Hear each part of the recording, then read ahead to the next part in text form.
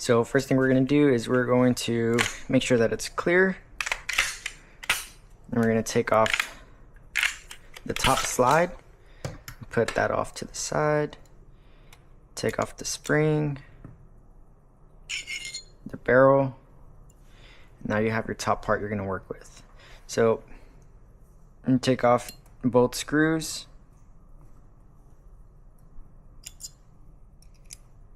I normally take off both screws a little at a time each.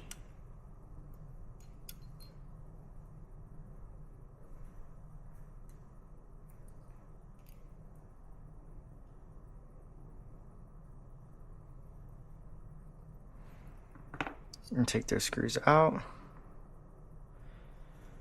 Then you're going to take the arm mart off. You're going to want to get a microfiber and clean the slide, and then to clean the plate,